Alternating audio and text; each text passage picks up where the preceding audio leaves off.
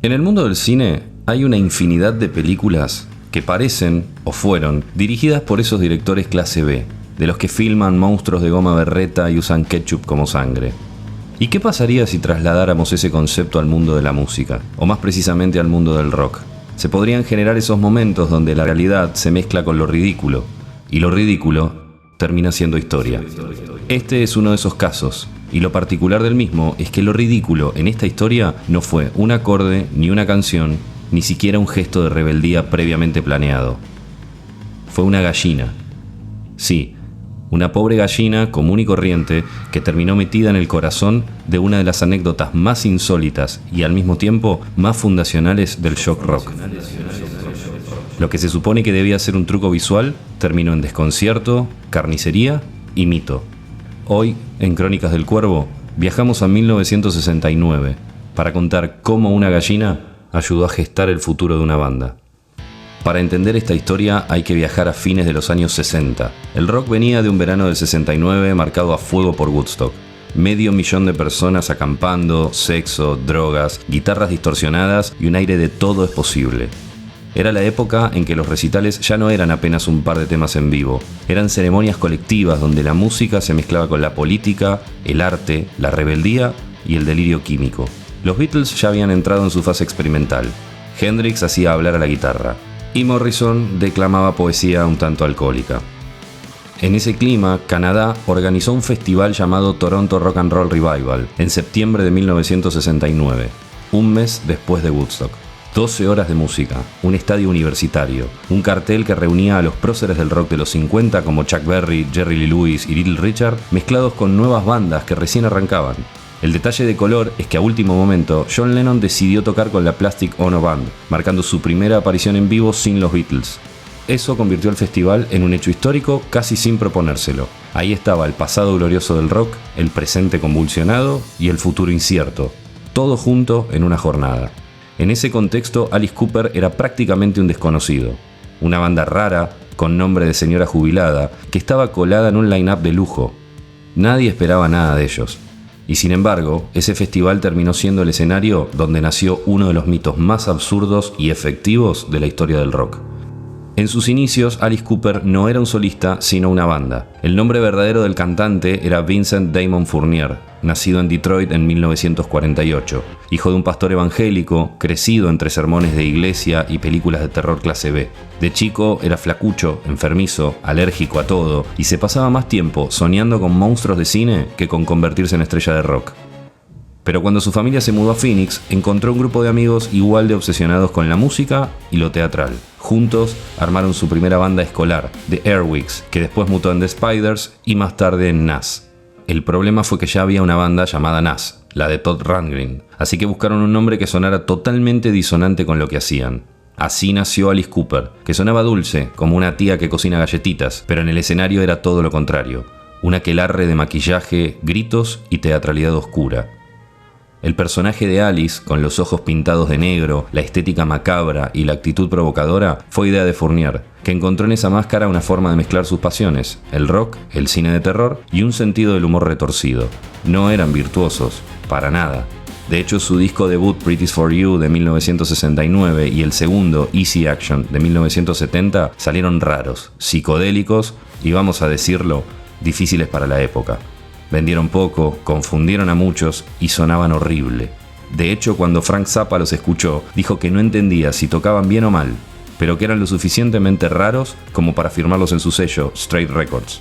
Pero tenían algo que ninguna otra banda ofrecía.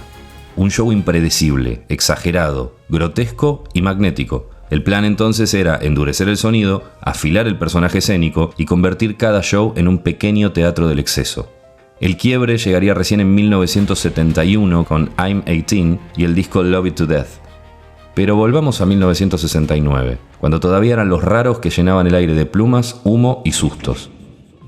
La combinación de biografía doble, Vincent, la persona, y Alice, el personaje, más la tutela cínica de Zappa, son la clave para entender por qué, cuando caiga la gallina en el escenario de Toronto, el que reacciona no sea un cantante confundido, sino un showman en construcción, que aunque no lo sepa, está a punto de ganarse un mito de por vida.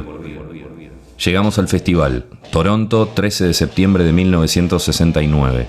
El público había visto de todo: pioneros del rock, la sorpresa de Lennon y Yoko, y ahora llegaba el turno de esos extraños maquillados llamados Alice Cooper. La banda arrancó con su set: guitarras estridentes, gritos, maquillaje corrido, plumas falsas volando por los aires. Un espanto. En medio del delirio aparece una caja en el escenario. Nadie sabía quién la puso ahí. Adentro, una gallina blanca. Alice, que había crecido en Detroit, una ciudad más conocida por sus fábricas de autos que por sus gallineros, asumió, según dijo en entrevistas, que las gallinas volaban. ¿Por qué no lo harían? Así que en plena euforia escénica, agarró al animal y lo tiró hacia la multitud, como si fuera un acto poético, un gesto teatral. Error de cálculo. Obviamente la gallina no voló. Cayó de lleno sobre las primeras filas, las que estaban ocupadas por personas en sillas de ruedas, ubicadas justo delante del escenario. El público, excitado, confundido y quizá pasado de sustancias, reaccionó de la peor manera posible. En cuestión de segundos la gallina fue despedazada. Plumas, gritos, sangre. El show se transformó en un cuadro surrealista. Al día siguiente, los titulares no tardaron en aparecer. Alice Cooper decapita una gallina y bebe su sangre en el escenario. Sin quererlo, el mito ya estaba en marcha. Frank Zappa lo llamó para preguntarle: «Che, ¿tiraste una gallina al público?» «Sí, pero yo pensé que volaba». «Bueno, la prensa dice que le arrancaste la cabeza y te tomaste su sangre». «No, Frank, nada que ver. Déjame que te cuento cómo fue». Y Zappa lo interrumpe: «No digas nada. Deja que hablen. Esto nos va a venir bárbaro». Obviamente, el diálogo fue en otros términos, pero más o menos el mensaje se entiende. Y así, un error ingenuo se convirtió en un acto de shock rock y en el inicio de la leyenda. El escándalo fue inmediato. Los diarios, la prensa conservadora, que ya veía en el rock un caldo de cultivo para la decadencia juvenil, encontraron en la pobre gallina el símbolo perfecto de todo lo que temían: barbarie, violencia, sacrilegio. De pronto, Alice Cooper no era solo una banda rara, era un peligro público. Lo mejor es que de la mano de Zappa, ellos entendieron rápido que esa reputación no había que negarla, sino aprovecharla. A partir de ahí, cada show fue más exagerado. La gallina marcó el inicio de lo que después sería una marca registrada: guillotinas falsas, sangre teatral, serpientes pitón, muñecas decapitadas. Lo grotesco y lo oscuro como espectáculo. El público joven lo abrazaba, la prensa lo repudiaba y eso multiplicaba la fama. Con el tiempo, la anécdota se convirtió en parte del ADN del grupo. Décadas más tarde, Alice Cooper seguía contando la historia con humor. «Yo pensé que las gallinas volaban». La frase en sí misma bastó para que el mito sobreviviera. Algunos incluso inventaron versiones alternativas: que la gallina la había tirado un fan, que nunca existió, que era un truco preparado. Pero lo que quedó fue el imaginario colectivo. Alice Cooper, el tipo que sacrificó una gallina en vivo.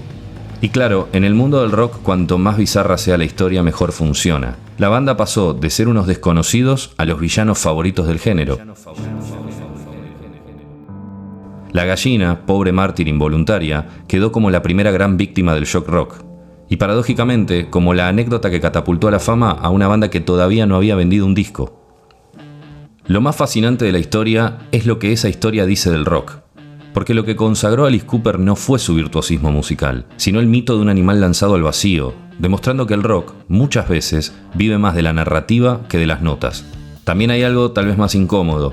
La violencia vino del público, no del escenario. Alice fue un imprudente, sí, pero lo que pasó después fue un espejo de la gente. Esa misma masa que un mes atrás en Woodstock se vendía como paz y amor, en Toronto despedazaba una gallina como si fuera un ritual de sangre. Y ahí está lo genial de la jugada de Zappa. Entendió que el mito no había que corregirlo, había que potenciarlo, porque en la exageración está el negocio. Con los años, Alice Cooper construyó una carrera entera alrededor de ese concepto: el rock como espectáculo grotesco, como circo macabro. Y lo hizo sin perder el humor, reconociendo que su salto a la fama empezó con una burrada. La historia de la gallina no es solo una anécdota absurda, es la prueba de que muchas veces los mitos más efectivos nacen del error, de lo accidental, de lo imprevisto. Al final todo se reduce a esto: la gallina no voló, pero el mito sí, y todavía sigue volando medio siglo después. ¿Quién metió la gallina en el escenario? ¿Realmente Alice Cooper no sabía nada al respecto? Shep Gordon, manager de Alice Cooper en aquel momento, dijo en algunas ocasiones que fue él el que puso la gallina en el escenario. La realidad es que nunca se va a saber, y en parte por y para eso están los mitos, para alimentar una historia que fue contada por sus protagonistas de diversas maneras, que nunca fueron confirmadas ni desmentidas del todo.